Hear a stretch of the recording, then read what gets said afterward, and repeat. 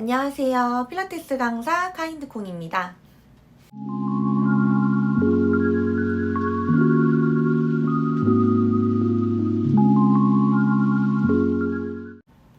자, 썸네일 보고 들어오신 분들, 하체 비만 때문에 되게 고민이시죠? 하체 비만 탈출하는 방법 궁금하시죠? 그 전에 내 하체가 살인지 근육인지 아니면 부종인지 꼭 짚고 넘어가 봐야 합니다. 제가 감히 장담컨대 이 영상을 보시는 90% 이상의 분들은 부종일 겁니다. 부종인지 체크하는 방법 하나, 평소에 자주 붓는다. 둘, 물을 잘 안 먹는다. 셋, 평소에 식습관 자체가 짜게 먹는다. 넷, 밥을 먹을 때 혀를 자주 씹는다. 입 안쪽, 혀, 그런 부분들 있죠. 마지막으로 다섯 번째, 내 아킬레스건을 봤을 때 아킬레스건이 딱 보이지 않고 좀 통통한 발목을 가지고 있다. 자, 이 중에 하나라도 해당되시는 분들, 당신은 혈액순환 문제로 다리가 퉁퉁 부어 있어서 하체 비만인 것처럼 보이는 겁니다. 그러면 이 문제를 어떻게 해결을 해야 하냐? 일단 축하드립니다. 왜냐하면 살, 근육, 부종 중에 제일 해결하기가 쉬워요. 이 문제를 어떻게 해결해야 하냐? 이제 하나하나 차근차근 알려드릴게요. 첫 번째, 물을 많이 마신다.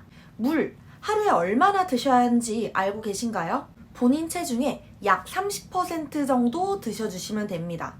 만약에 내가 100kg라면 3리터의 물을 마셔야겠죠. 그리고 50kg라면 1.5리터 가량의 물을 하루에 마셔주시면 됩니다. 단 이때 중요한 점은 내가 카페인이 들어간 음료나 차, 그리고 커피를 마셨을 경우 그만큼 물을 더 마셔주셔야 돼요. 그러니 카페인 자체를 지양하는 것도 좋은 방법이겠죠? 저 같은 경우에는 많으면 하루에 커피 한 잔을 먹고요. 그리고 안 마시는 날이 훨씬 많습니다. 진짜 피곤해서 내가 카페인 수혈이 좀 필요하다. 그럴 때 먹어주고 있습니다. 두 번째, 짜게 먹는 식습관을 개선해야 합니다. 우리의 몸은 나트륨이 높은 음식이 들어오게 되면 필요 이상의 수분을 담고 있게 됩니다. 그러면 당연히 몸이 퉁퉁 붓게 되겠죠? 자, 붓는 거 괜찮아요. 빼면 됩니다. 근데 이 부종이 3에서 6개월가량 지속이 된다면 이거는 부종이 아니고 살로 변하게 됩니다. 그러니 평소에 짜게 먹는 식습관을 가지고 계신 분들이라면 조금은 싱겁게 드실 필요가 있습니다. 혀는 생각보다 금방 적응해요. 단, 여기서 주의할 점이 있습니다.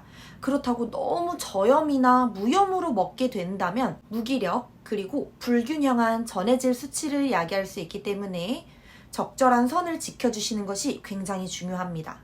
자, 마지막으로 세 번째, 종아리 스트레칭을 한다. 여러분, 제2의 심장이 어딘지 아시나요? 바로 종아리랍니다. 심장에서 혈액을 두근두근 하고 펌핑해서 짜주게 되면 이 혈액이 온몸으로 퍼지게 되겠죠? 그러면 발 쪽으로 밑에까지 내려갈 겁니다. 그러면 이 혈액은 다시 어떻게 올라오냐? 그냥 돌아오냐? 아니죠. 밑에서 또 짜줘야 됩니다. 그래서 밑에서는 이 역할을 종아리가 하게 됩니다. 종아리가 밑에서 심장처럼 두근두근 펌핑해서 위로 다시 혈액을 보내줘야 되는데 종아리가 많이 뭉쳐 있거나 아니면 종아리 근육 자체가 타이트한 분들이라면 밑에서 종아리가 혈액을 제대로 펌핑을 해주지 못하게 돼서 몸 전반적인 혈액순환에 있어서 장애를 가지게 됩니다. 제가 맨몸으로 할 수 있는 종아리 스트레칭부터 소도구를 이용한 스트레칭까지 준비를 했으니 이 종아리 스트레칭 지금 바로 알려드릴게요.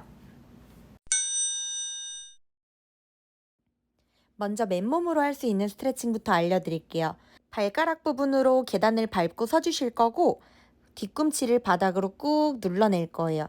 까치발 들었다가 바닥으로 꾹 누르기 반복 10번 해줄게요. 한쪽 무릎 구부리고 반대다리 뒤꿈치를 더 지그시 강력하게 눌러줄 거고요. 그리고 다시 반대다리로 체인지 이 동작 20개 해주실 거예요. 자, 이번에는 뒤꿈치 바닥으로 꽁꽁 찍는 동작 20개. 콩, 콩, 콩, 콩, 콩, 콩, 콩. 이때 미끄러지지 않도록 꼭 손잡이를 잡고 해주세요. 두 번째 동작 알려드릴게요. 폼롤러로 할 수 있는 동작이고 폼롤러 위에 발목을 대고 앉아주실 거예요. 발목 부분 양쪽으로 빙글빙글 돌려가면서 꾹꾹 지그시 눌러내고 폼롤러 살짝 올려서 종아리 알 밑부분을 다시 빙글빙글 꾹꾹 눌러주실 거예요. 마지막으로 조금 더 올려내서 딱 종아리 알 제일 큰 부분을 양쪽으로 돌돌 돌려가며 눌러주실 거예요. 자, 이 동작들 10초씩 해주실 거고요. 저처럼 한 단계 더 올려서 4단계까지 올라가서 돌돌 돌려주셔도 됩니다. 세 번째 동작은 조금 더 강력한 폼롤러 마사지고요. 무릎을 꿇은 상태에서 폼롤러를 엉덩이 밑에 두고 앉아주실 거예요. 발목 부분에 폼롤러를 껴서 양쪽으로 잘근잘근 씹어주듯이 지그시 밀어낼 거예요. 자, 이번에도 다시 엉덩이를 들어서 알 밑부분에다가 놔주실 거고요. 엉덩이 대고 다시 잘근잘근 움직여주세요. 이때 너무 아픈 분들은 움직이지 않고 그대로 홀딩 하셔도 괜찮아요. 마지막 제일 안쪽으로 껴주실 거고요. 뒤로 굴러가지 않게 손으로 폼롤러 잡고 앉은 상태에서 양쪽으로 다시 눌러주실게요. 이때 상체가 앞으로 가지 않도록 엉덩이 위로 무게중심 두실 거예요. 동작들 10초씩 반복. 이번에는 요가링을 활용한 종아리 스트레칭이고요.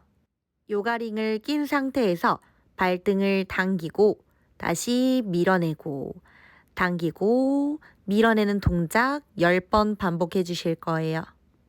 종아리에 요가링 안 들어가는 분들 계시죠? 제가 이 스트레칭 바로 뒤에다가 두꺼운 종아리에도 요가링 끼는 방법을 넣어놨으니 참고해 주세요. 자, 이 마사지도 괜찮다 하시는 분들은 일어나실 거예요. 양손 다리 짚고 조심히 천천히 일어날게요. 저는 요가링이 익숙해서 바로 제자리에서 걸을 수 있지만 너무 힘든 분들은 일어나는 연습 먼저 해주실 거예요. 가능하신 분들은 저처럼 제자리 걷기 갈게요. 제자리 걷기까지 성공하신 분들 이제 걸을 차례입니다. 앞뒤로 왔다 갔다 넓게 반경을 쓰셔도 좋고요. 앞뒤로 왔다 갔다 걸어주시면서 종아리 알을 풀어낼 거예요. 요가링 안 들어가는 분 이제 주목! 요가링 오목한 부분을 안으로 잡고 발을 넣어서 종아리까지 껴주실 거예요. 너무 쉽죠? 지금 이 영상에 해당되시는 분들 종아리 굉장히 아프셨죠? 이렇게 종아리 스트레칭만 잘해주셔도 몸 혈액순환에 엄청난 도움이 된답니다. 매일 이 종아리 스트레칭들과 제가 말씀드린 대로 꼭 지켜주신다면 점점 얇아지는 다리를 보실 수가 있을 거예요. 하체 비만에 있어서 또 궁금한 부분이 있다 하시는 분들은 댓글로 질문 남겨주시고 앞으로 여러분이 모두 바른 체형이 될 수 있는 그날까지 저는 여러분과 함께 할 거고요. 바른 체형이 가지고 싶다면 좋아요, 구독 부탁드릴게요. 안녕.